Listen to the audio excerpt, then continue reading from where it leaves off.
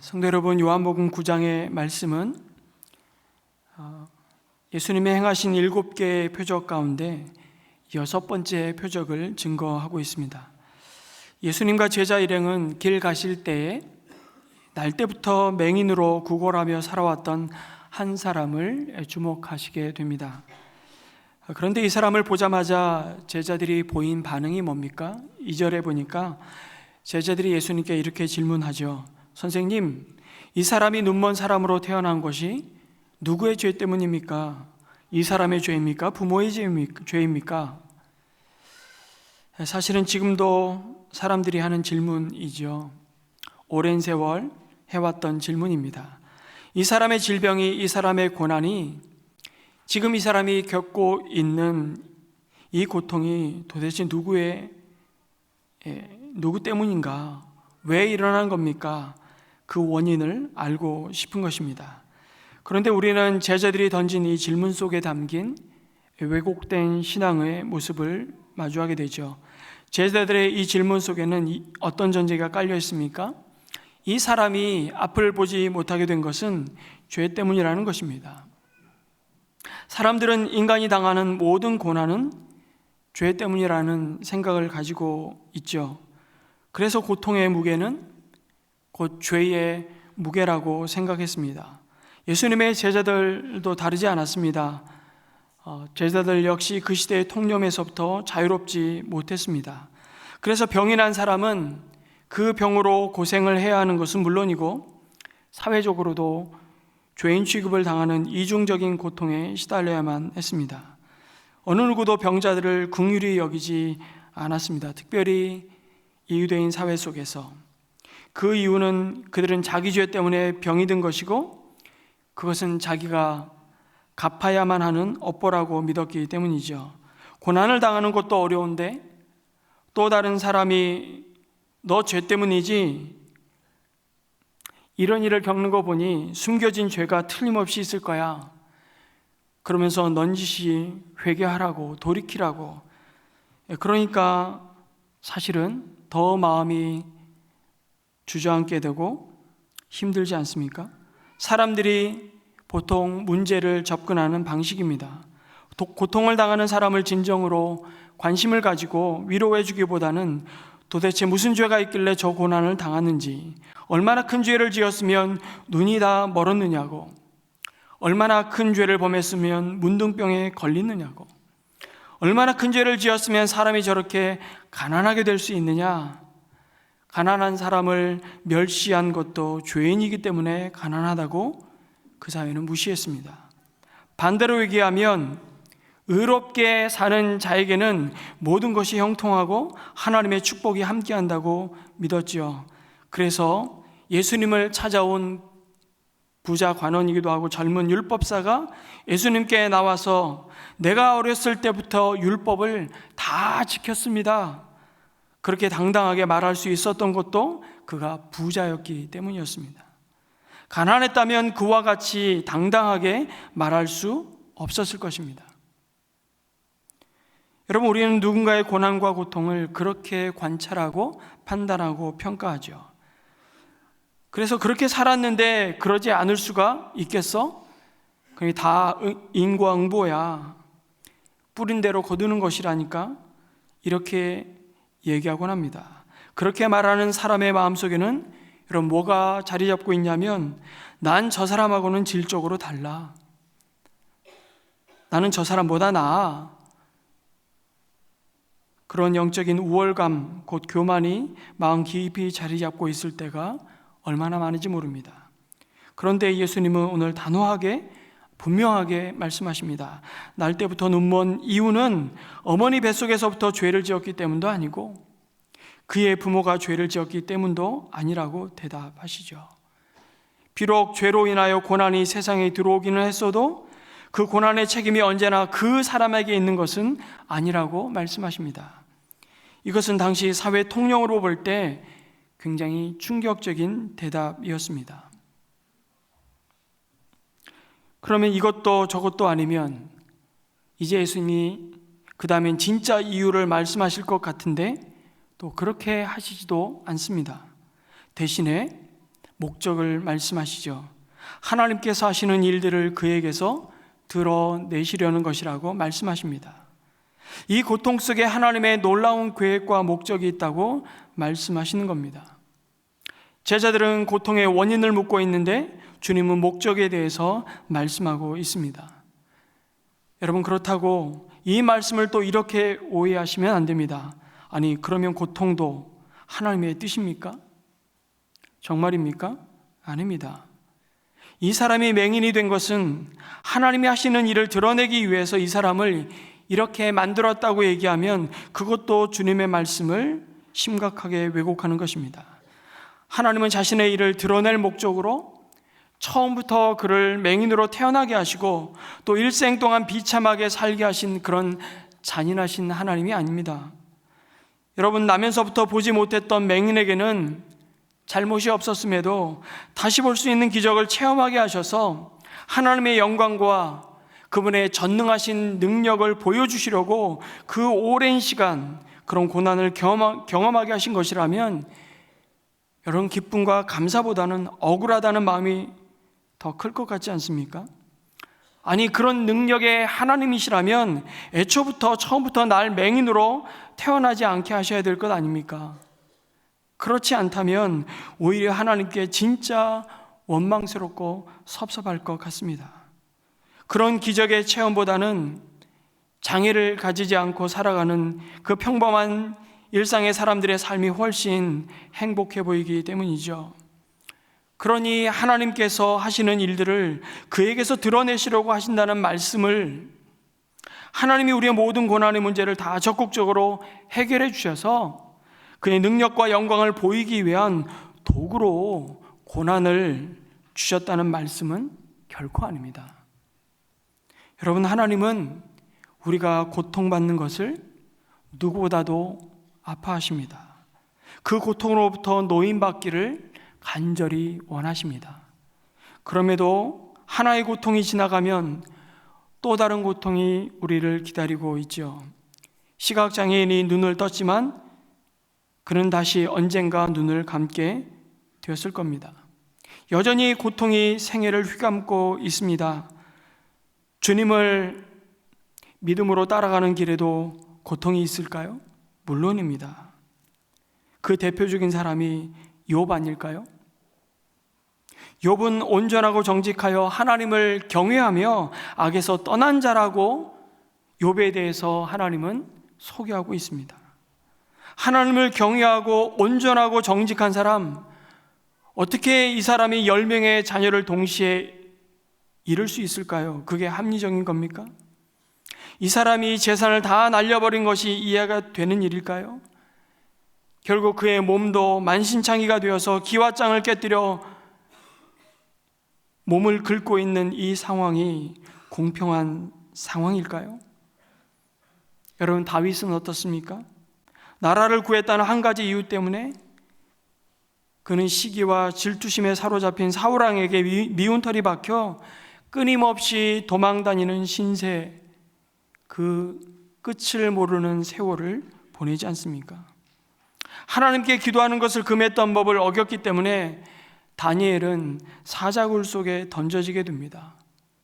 다니엘의 세 친구는 우상 앞에 절하지 않은 이유 때문에 평소보다 7배나 뜨겁게 달궈진 용광록 속에 던져지게 되죠. 신앙생활을 잘하면 어려움이 없을 거다. 그것은 성경적인 지지를 절대 받지 못합니다. 믿음의 사람들이 어려움에서 면제되었다는 것을 저는 한 군데에도 찾아볼 수 없었습니다. 그러면 하나님이 우리에게 그런 고통에 침묵하시는 도대체 이유가 뭘까요? 정직히 말하면 그 고난의 시간 속에서 우리는 왜라는 질문에 답을 찾을 수 없을 때가 여러분 훨씬 많습니다. 잘 모르겠습니다. 그것이 정직한 대답일 것입니다. 그러나 우리가 분명히 알고 있고 해줄 수 있는 답이 있죠. 하나님도 당신의 그 고통 속에 함께 우시며 함께 신음하신다는 사실입니다.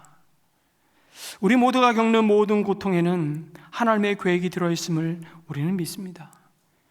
그리고 정말 우리에게 필요한 것은 고난의 이유를 아는 것이 아니라 하나님의 선하심에 대한 신뢰인 줄 믿습니다. 하나님은 그럼에도 언제나 옳으십니다. 언제나 하나님은 선하십니다. 그리고 이 믿음이 우리로 하여금 이제 고난에 대해서 다른 질문을 던지게 하죠. 왜? 도대체 왜? 무엇 때문에 내가 이런 고통을 당하는 거야? 그렇게 묻는 대신에 이제 우리가 무엇을 위해 고난을 받는 거지? 그렇게 묻게 하십니다. 참 그럼에도 연약하게 사람은 여러분 항상 고난의 원인을 어디에서 찾느냐면 과거에서 찾지 않습니까? 아니 도대체 우리 아이가 왜 시험에 떨어졌어? 원인이 뭐지?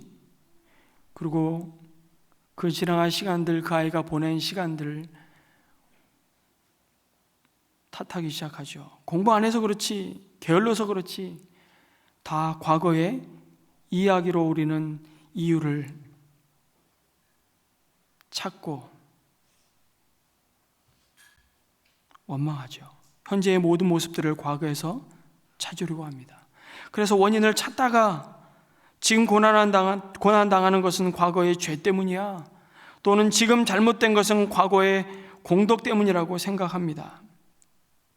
이렇게 원인을 찾다가 못 찾으면 우린 무엇이라고 하죠? 전생에 죄가 많아서. 이런 식으로 생각을 회피해버립니다. 그게 편하거든요.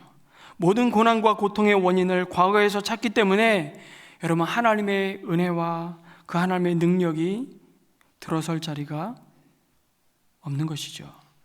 그래서 모든 과거 재앙적인 사고는 이름을 무엇이라 붙이든 간에 내용에 있어서는 반드시 숙명론 혹은 운명론으로 빠지게 되어 있습니다. 그래서 무엇인가를 조금 이루고 나면 교만해지고, 반대로 실패하고 넘어지고 이루지 못하면, 그리고 환난과 고통 가운데 빠지면 절망하면서 원망과 비난의 화살을 누군가에게 무엇에 쏘아대게 되어 있습니다. 내가 이렇게 된 것은 다 내 부모 탓이다. 내가 당신 같은 사람만 안 만났으면 내가 이 모양 이 꼴로 살지는 않을 텐데, 끊임없이 아내, 남편 탓을 해대죠. 내가 이런 집구석에만 안 태어났더라면 내 삶은 달라졌을 텐데 환경 탓을 합니다. 여러분 이 탓 저 탓 찾다가 그 화살은 궁극적으로 어디를 향하게 되어 있죠? 하나님을 향하게 되어 있습니다. 하나님은 어쩌자고 나를 이렇게 만드셨습니까? 나 이런 고통을 왜 가만 보고만 계시는 겁니까? 당신이 살아계시다면 이렇게 하실 수 있는 겁니까? 인간이란 언제나 어떤 일의 원인을 누군가에게 돌리려고 하죠. 인간은 그 원인을 누군가에게 돌려야 안심하는 존재라는 겁니다. 여러분 이게 생명의 빛 되신 예수님을 마음에 모시지 않고 어둠 가운데 있는 사람의 마음인 것입니다. 그러나 이제 예수님은 나면서부터 보지 못한 자의 고통에 대해서 왜라고 물으시며 책임을 지우고 원망할 대상을 찾는 자들에게 그 맹인을 바라보시면서 그 고통을 통해서 하나님은 어떻게 일하고 있으신지를 바라보라고 우리에게 말씀하십니다. 왜 고통받는지, 누구 때문에 고통받는지 그 이유의 답을 하시지 않으시고 그 고통이 가져올 미래를 바라보게 하십니다. 그것이 고통을 바라보는 주님의 답변입니다. 여러분, 예수님의 관심사는 더 이상 과거에 있지 않습니다. 예수님의 관심사는 미래에 있습니다. 이 사람을 통하여 이 가망이 없고 이 절망 아래에 주저앉아 있는 한숨밖에 안 나오는 이 사람을 통하여 하나님이 하실 일에 관심을 가지신다는 것입니다. 그런 의미에서 적어도 이 순간 제자들은 이런 예수님을 닮지 않고 사탄을 닮았습니다. 여러분, 사탄의 특징이 뭔가요? 사탄은 우리의 과거에 관심이 많습니다. 사탄이 우리에게 뭘 가지고 공격하느냐? 주로 우리가 과거에 지은 죄 가지고 공격합니다. 너 과거에 그렇게 살았잖아. 너 그랬잖아. 그 죄 지었잖아. 사탄이 언제나 물고 늘어지는 것은 우리의 과거입니다. 사탄이 왜 우리의 과거를 물고 늘어지는지 아십니까? 사탄에게는 미래가 없기 때문입니다. 미래가 없기 때문에. 사탄은 미래의 패배가 이미 예정된 존재이죠. 미래는 사탄의 것이 아닙니다. 그래서 과거를 그렇게 물고 늘어집니다. 그러니 여러분, 제발 연예인 과거사 좀 찾아다니지 마시기 바랍니다.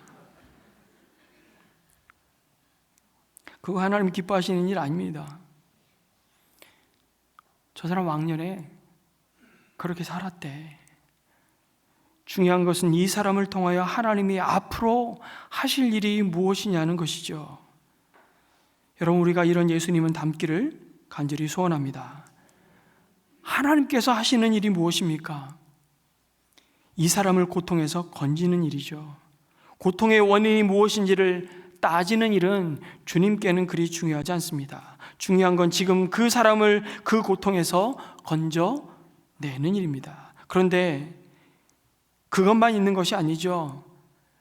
마침내 눈을 뜨고 빛을 본 이 맹인은 9장 38절에 가면 예수님을 구주로 고백하고 그 앞에 마침내 절하게 되죠. 주님, 내가 믿습니다 하고 말하고서 예수님께 엎드려 절하였다고 증거합니다. 처음에는 자기를 고쳐주신 자가 누구인지조차 몰랐다가 나중에 예수님을 만나게 되고 예수님을 믿게 됩니다. 육신적인 눈이 열렸을 뿐만 아니라 영적인 눈까지 열려 주님을 만나고 주님을 알아보게 된 것이죠. 여러분, 이게 가장 큰 복임을 믿습니다. 그래서 하나님이 하시는 일은 사람들로 하여금 하나님의 자녀가 되도록 하시는 일입니다. 영원히 그와 함께 살도록 하시는 일이죠. 우리에게 생명을 주시는 일입니다. 눈을 뜨게 하실 수도 있지만 평생 눈을 감고 산다 할지라도 주님이 행하신 궁극적인 하나님의 일은 여러분, 눈을 뜨게 하는 것이 아니라 영원한 생명을 얻게 하는 일인 것이죠. 여러분, 단지 육신의 고통과 내 앞에 닥친 문제를 해결하는 것이 하나님의 일이라면 주님은 이 땅에 계시는 동안 모든 병자를 아마 고치셨을 겁니다. 그래서 정말 하나님의 일은 무엇이냐? 예수님은 이미 요한복음 6장 29절에서 이렇게 말씀해 주셨습니다. 같이 한번 읽을까요? 시작. 하나님께서 보내신 이를 믿는 것이 곧 하나님의 일이다. 믿으십니까?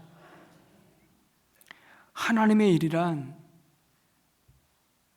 영적인 눈이 닫힌 그 한 영혼을 고치셔서 하나님을 보게 하고 믿게 하고 그에게 영생을 주어 주님을 경배하는 자리까지 인도하시는 것입니다. 그러시면서 예수님은 제자들에게 놀라운 말씀을 하시죠. 4절입니다. 또 한번 같이 읽을까요? 다시 시작. 우리는 나를 보내신 분의 일을 낮 동안에 해야 한다. 아무도 일할 수 없는 밤이 곧 온다.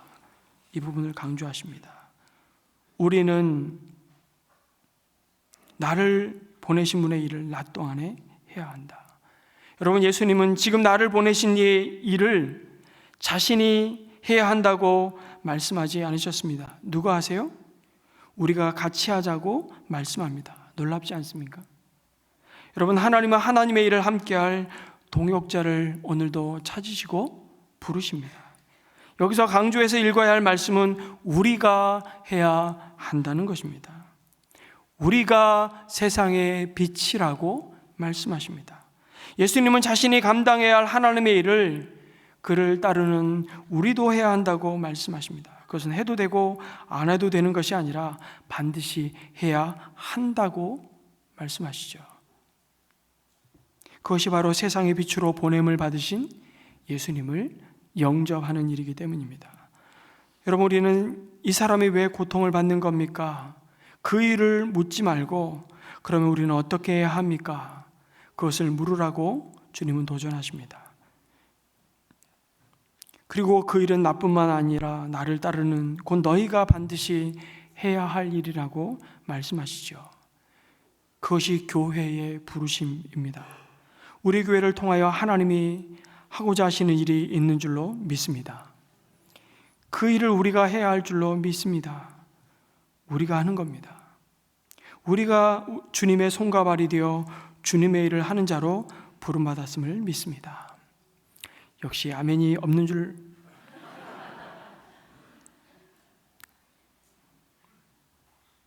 여러분, 교회에 세 부류의 사람들이 있답니다. 말꾼이 있고, 싸움꾼이 있고, 구경꾼이 있답니다. 말꾼, 싸움꾼, 구경꾼만 있으면 안 되겠죠. 당연히 일꾼이 있겠죠. 근데 그 중에 제일 나쁜 게 구경꾼이랍니다. 교회에서 방관자가 되면 안 됩니다. 하나님의 일을 우리가 함께 하기를 간절히 소원합니다. 고통 가운데 있는 누군가를 바라본다면, 아니면 그들을 보게 하셨다면, 우리는 그들의 치유와 회복을 위해 어떻게 해야 합니까? 물으라고 하십니다.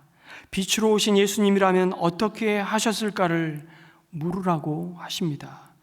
우리가 먼저 받은 그 사랑으로, 그 섬김으로 우리 또한 사랑과 섬김의 자리에 서서 우리 자신의 허락된 시간과 우리에게 주신 은사와 물질과 몸을 사용해야 한다고 말씀하시죠. 이것이 내 자신과 누군가의 고통을 바라보면서 우리가 붙잡아야 할 올바른 믿음의 태도인 것입니다. 그리고 겸손하게 섬기는 것이죠. 그런데 그것도 다 때가 있다고 예수님이 말씀하십니다.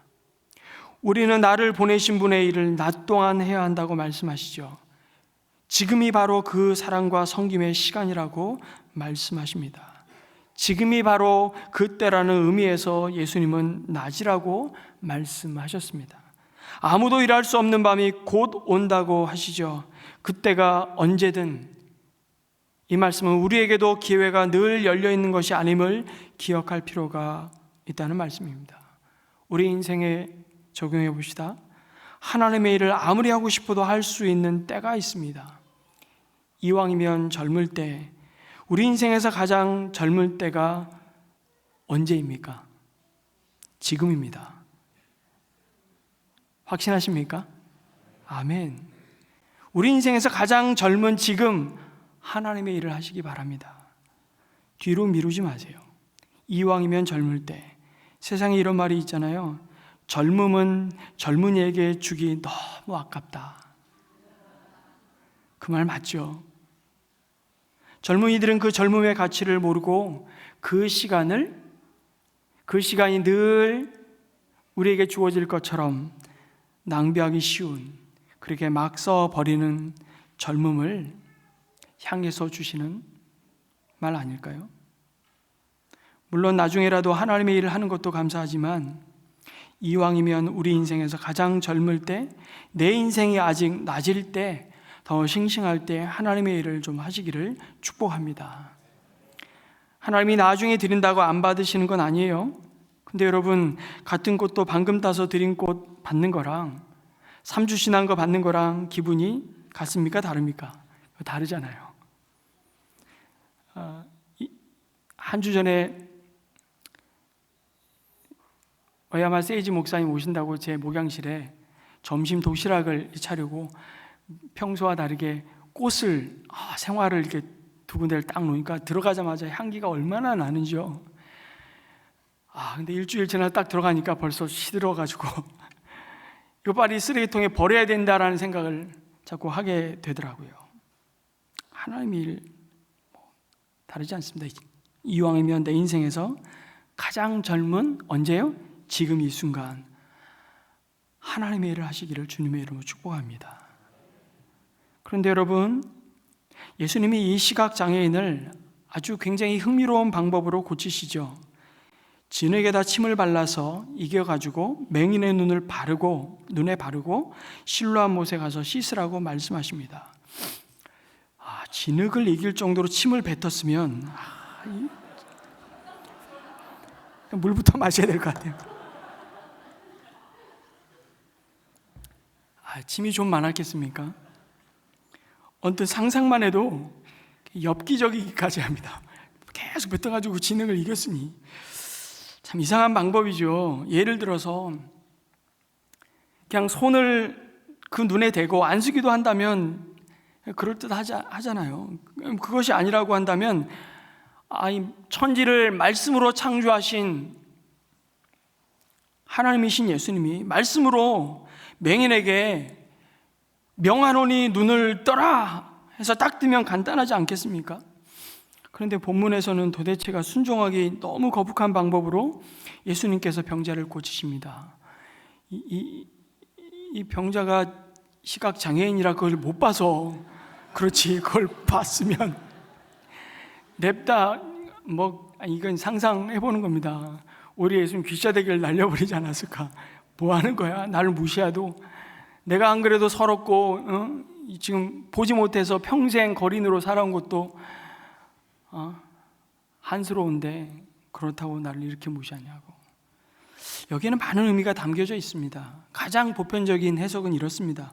침으로 흙을 개는 것은 그 흙으로 사람을 빚으시는 창조자의 행위라는 것이죠.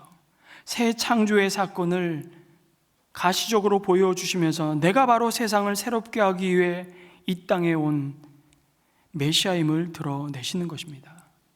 그런 해석이 가능한 이유는 여기 바르다, 그 눈에 발랐다, 바르다라는 뜻이 에피크리오라는 헬라어 단어거든요. 이 에피라는 접두사는요, 위에서부터라는 뜻입니다. 그리고 크리오는 크리스토스, 여기서 나온다는 거예요. 기름을 붓다. 그 위에서 기름을 붓다는 의미입니다. 예수님이 기름 부음 받은 자로서 기름을 붓는 자임을 지금 드러내시고 있는 거죠. 그런데 여러분, 더 좋은 해석이 있습니다. 여러분, 침을 뱉었다는 행위를 한번 생각해 보시기 바랍니다.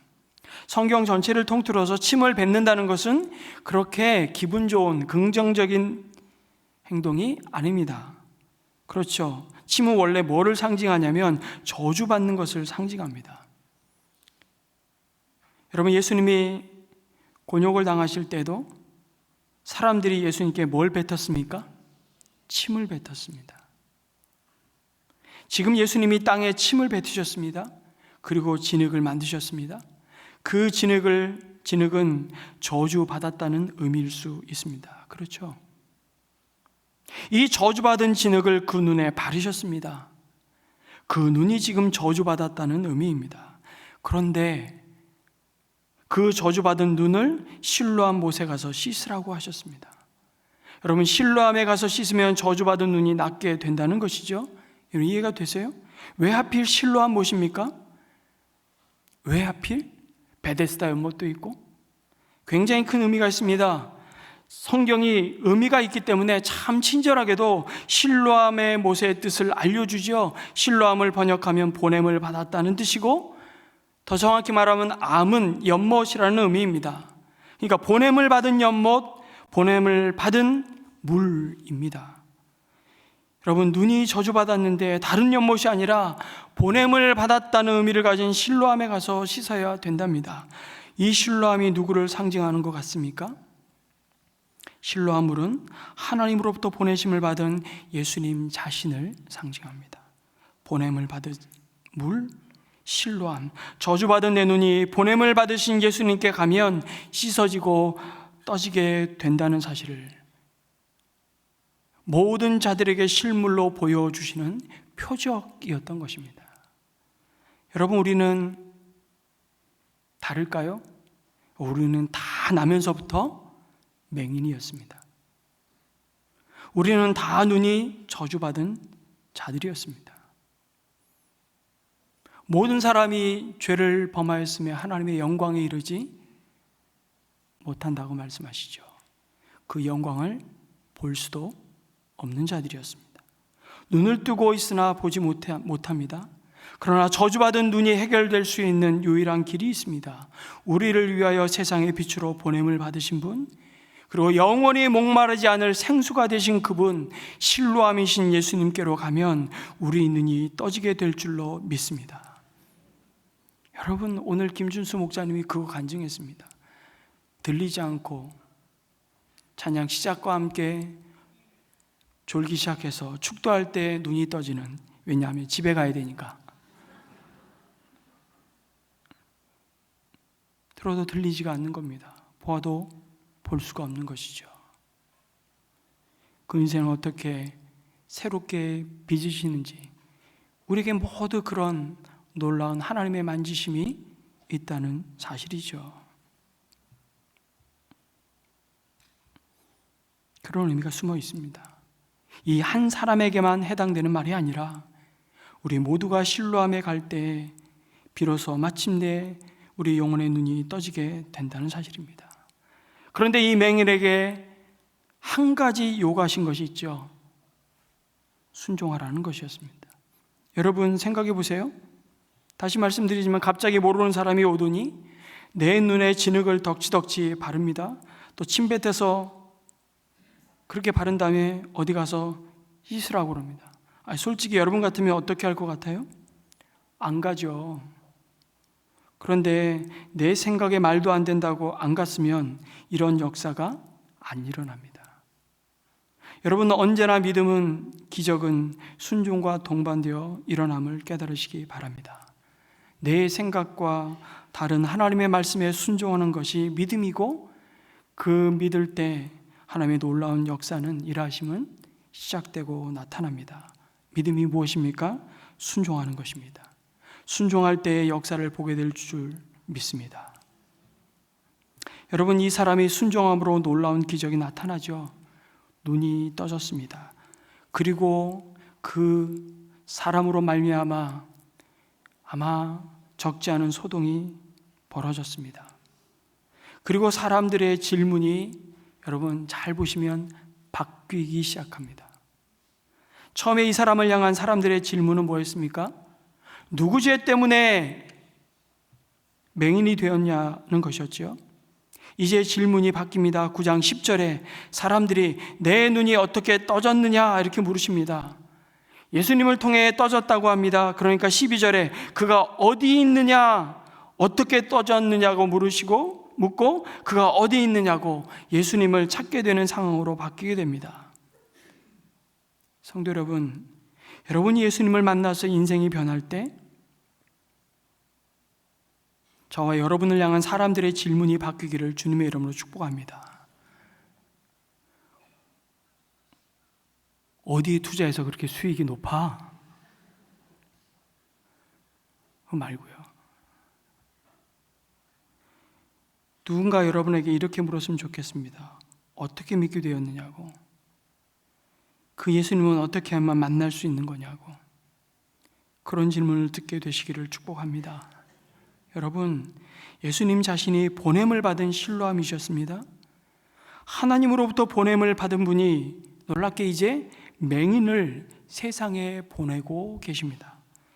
아니, 이왕이면 좀 그럴듯한 사람을 보내셔서 하나님 나라와 그의 영광을 위해 사용하시면 좀 뽀대도 나고 사람들에게 영향력도 있을 텐데, 그건 우리의 생각이고요.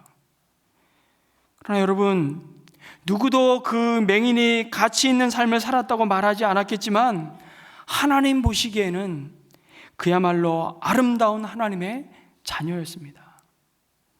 오히려 아무런 소망이 없는 그 거린을 왜 살아야 할지를 알게 하시고 무엇 때문에 사는 자임을 알게 하십니다. 그래서 오늘 찬양 성공 너무 잘했습니다. 약할 때 강함 되시는 그 존귀한 예수의 이름이 더 빛나게 드러날 줄 믿습니다. 그것이 복음의 능력입니다. 그것이 구원의 능력입니다. 새 창조의 능력이죠. 여러분, 무엇이 세상에 그 무엇을 가지고 사람을 이렇게 바꿀 수 있겠습니까? 없습니다. 바꿀 수 있었다면 세상은 진작 달라졌겠죠. 전쟁에 꼬리를 물고 오늘 이 시대, 이 암울한 고통의 시대를 우리가 목도하고 있겠습니까? 여러분, 일평생 단 한 번만이라도 우리의 모든 연약함을 통해서, 우리의 모든 형편과 처지를 통해서 하나님이 살아계십니다. 하나님이 일하십니다. 하나님이 우리와 함께 하신다는 것이 드러날 수만 있다면 저와 여러분의 생애는 충분히 살만한 가치가 있다고 말씀하십니다. 여러분, 누가 정말 맹인인지를 아느냐고 우리에게 질문하시면서 사실은 시각장애인이었던 헬렌 켈러는 이렇게 말했죠. 내 육체의 눈을 잃어버림보다 더 큰 비극은 내 마음의 눈을 잃어버리는 것입니다. 헬렌 켈러의 이 마음의 눈은 그 주님을 바라보았던 영혼의 믿음의 눈이었죠. 앞을 보지 못하는 것보다 더 큰 비극은 미래를 보지 못하는 것입니다. 그래서 하나님은 그 백성의 영적인 눈이 멀어 있는 상태를 어쩌면 자주 탄식하셨습니다. 예레미야 55장 21절에 이렇게 말씀하시죠. 한번 같이 읽겠습니다. 시작.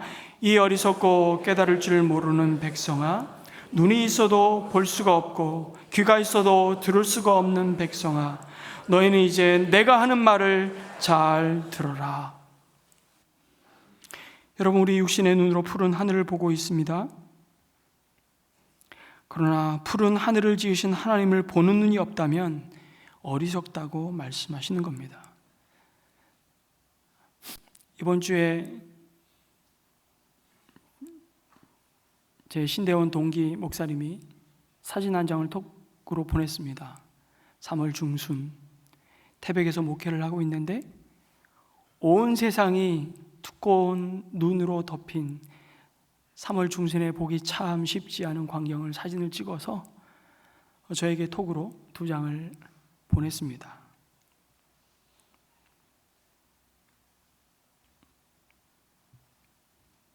(3월) 중순에도 강원 산간에 20cm 이상 눈이 내려 온통 새하얀 세상이 되었다고 감탄하고 있는 친구, 그 사진을 보고 그런데 그 눈을 녹이고 새순을 내시며 새로운 계절이 오게 하시는 그 원인인 하나님을 보는 눈이 없다면 죄송하지만 불행한 것입니다. 이 순간에도 우리는 심장이 콩닥콩닥 뛰며 호흡하며 살아갑니다. 그러나 그 심장을 신묘막측하게 만드신 생명의 주관자이신 하나님을 보는 눈을 상실했다면 여러분, 살았으나 이미 생명에서 떠나 있다고 말씀하시죠. 코끝에 호흡이 멈춘 뒤에 마주할 그 천국과 지옥을 보지 못하기 때문입니다. 위태한 일에서 벗어났으면서도 여전히 그 생명을 보호하고 돌보신 주님의 손길을 보지 못하기 때문입니다. 죄를 지으면서도 임박한 하나님의 형벌과 그 하나님의 징계의 매를 보지 못하며 그 죄에서 돌이키기를 원하시는 하나님의 녹화하는 손을 보지 못하는, 듣지 못하는, 그거야말로 가장 안타까운 모습이 아닐까요? 육신의 눈이 보이지 않는 시각 장애도 비참하지만 영적인 눈이 안 열린 영적 맹인은 훨씬 더 비참한 삶을 살아간다고 말씀하십니다. 여러분, 때때로 우리에게는 원치 않는 실패도 있고요, 지금도 여전히 진도가 나가지 않는 여러 가지 문제들과 또 이 몸의 질병을 끌어안고 낙담할 만한 여러 가지 일로 우린 탄식하고 있습니다. 이런 일이 왜 있는가? 죽을 때까지 그 이유를 질문해도 답을 찾을 수 없는 일들이 허다합니다. 그리고 과거적인 원인을 찾아서 아무리 해결을 해도 끝이 나질 않는 겁니다. 여러분, 언제 끝이 나냐면 생명의 빛 되신 예수님을 만날 때, 그리고 그분의 말씀을 순종할 때, 하나님이 하시고자 하는 계획이 이 속에 있음을 인정할 때, 그리고 그 일을 향하여 순종하며 나아갈 때, 그럴 때 비로소 고통의 진정한 의미를 알게 될 것입니다. 이렇게 볼 때 하나님 앞에서는 여러분, 버려진 과거라는 게 없습니다. 무의미한 사건이 없는 것입니다. 다 필요한 것이죠. 여러분, 실로암 목과라 보냄을 받고 가서 씻고 눈이 밝아져서 돌아오기 전까지 이 사람이 맹인된 사건은 아마 수십 년간 미스테리였을 겁니다. 이 미스테리가 예수님 만나면서 그 말씀에 순종하면서 온전히 풀려지게 되는 것입니다. 그리고 그 인생은 지금과는 전혀 다른 삶의 목적과 방향을 향해 달려갑니다. 뭘 보면 알 수 있을까요? 그가 예수님을 향한 고백의 변화를 보면 우리는 알 수 있습니다. 처음에는 네가 어떻게 눈을 뜨게 되었느냐 바리새인들의 질문 앞에 11절에 예수라는 이름을 가진 사람이라고 고백합니다. 그러자 또 추궁하자 17절에는 그는 예언자입니다. 그는 선지자입니다. 그러나 33절에 가면 그 부모도 유대교로부터 출교당할까 봐 자기 자식의 눈을 떴음에도 불구하고 그 자기 자식을 보호하지 못하는 부모의 모습을 보면서도 이 맹인은 이렇게 말하죠. 예수님께로부터, 하나님께로부터 오신 분이라고 예수님을 고백합니다. 그리고 마침내 말씀드린 대로 38절에 주님 내가 믿습니다. 그렇게 말하고 예수님께 엎드려 절하며 그 주님을 예배하고 있는 모습입니다. 이 맹인이 다시 찾은 것은 그러니 시력이 아니라, 육신의 시력이 아니라 생명의 빛이었음을 믿습니다. 생명의 빛으로 그를 새롭게 빚으신 예수님인 것이죠. 여러분, 고통의 원인을 찾기 위해서 왜라는 질문을 하면서 과거에 사로잡혀 사는 자가 아니라, 그러면 나는 어떻게 살아야 합니까? 하나님의 계획 속에서 자신의 미래를 믿음의 눈으로 바라보며, 그러면 나는 어떻게 살아야 합니까? 주님께 여쭤보며 주어진 오늘 하루하루를, 나를 이 땅에 보내신 하나님의 목적과 일을 자신의 사명으로 붙들고 순종함으로 하나님의 일을 빛 가운데 드러내시는 우리 모두가 되기를 주님의 이름으로 축복합니다. 아멘.